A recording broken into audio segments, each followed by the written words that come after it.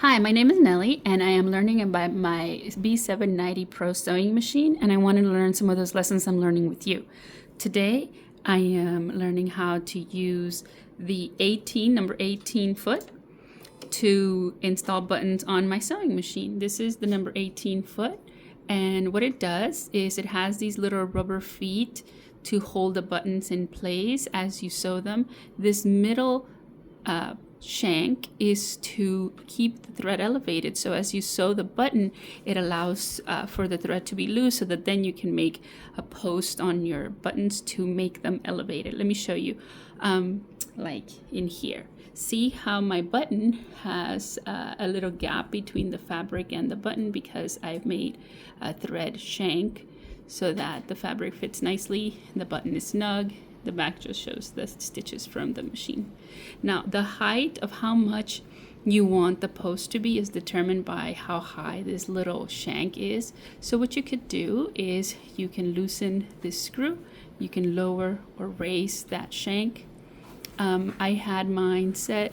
I noticed that there's a little measure or a mark down here on the other side. I had mine set almost to the maximum. You tighten it, and then that's the distance of that post on your thread.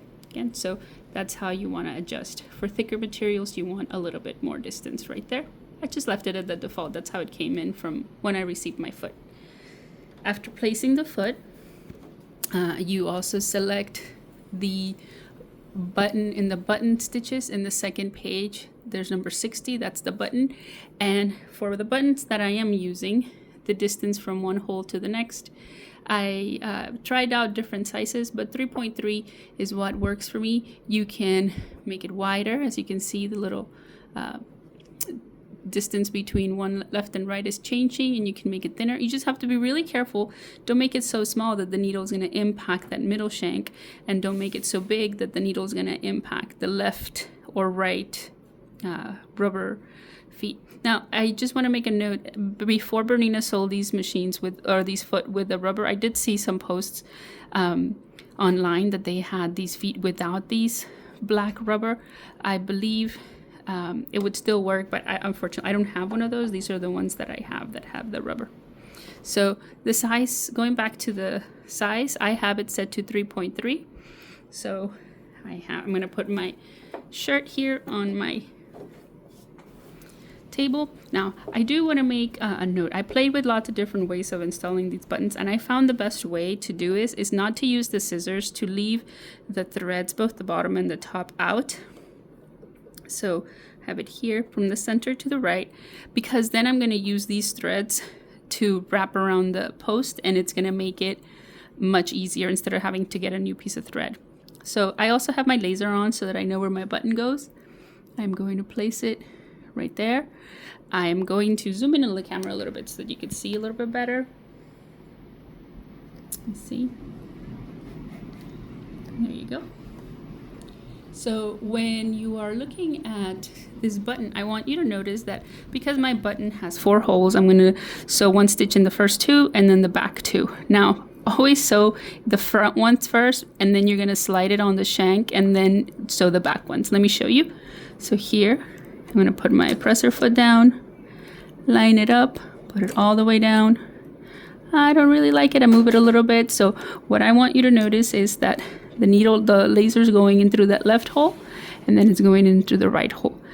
Now, I'm going to sew with my hand by pulling the wheel. It's going to make a couple or a few stitches on the left side to make a knot, and then it's going to go to the right and then to the left. And as you can see, the thread is being lifted by that middle shank. After I know that my needle is not going to hit my button or anything, I use my foot, my pedal, to start sewing, and the machine is going to keep sewing left and right until it's done with that one button stitch. And now it's ready for the second one. Or if your button only has 2 holes, then you're ready. Now what I'm going to do is I'm going to lift my foot only a little bit by pressing this green button, and I'm going to push the stitch forward just a tiny bit until the hole is now aligned with the back set of holes. Okay, so I'm going to get this little thread out of the way. So here, now This one's still being held up by that shank, but now I'm ready to sew the back stitch. And so I do the same thing.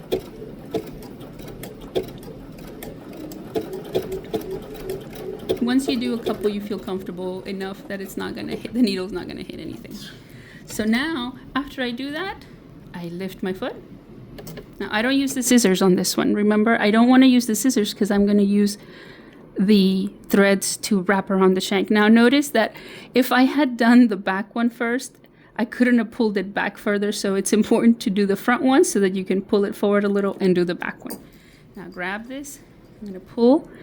I'm gonna cut, leaving a few inches. I'm gonna zoom out so that you can see me again.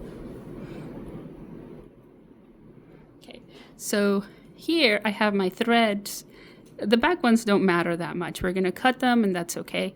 But the front ones right here, what we're gonna do, see how the button right now is all wobbly because there's a lot of thread there? My goal is to get these threads behind the button. So I'm gonna take the end of the thread, push it through the hole, like a needle, just put it through. The next one as well. Oh, right here. So now I have my two threads, the one from start and end of the top thread in the front. What I want to do is I'm going to grab those two threads. I'm going to pick one, leave one alone, grab one. See how I'm holding my button kind of away from, I'm holding the fabric. And I'm going to wrap one in one direction. I'm doing this one clockwise. When there's a little bit left, hold it. Do the next one, the other one in the opposite direction, counterclockwise. See how I'm making a shank right there? And then I have my two threads that have helped me make that, sorry, I keep calling it a shank, it's a post of thread right there. And then what I do is these two tails, I tie together, I make a knot, that's one, that's two knots.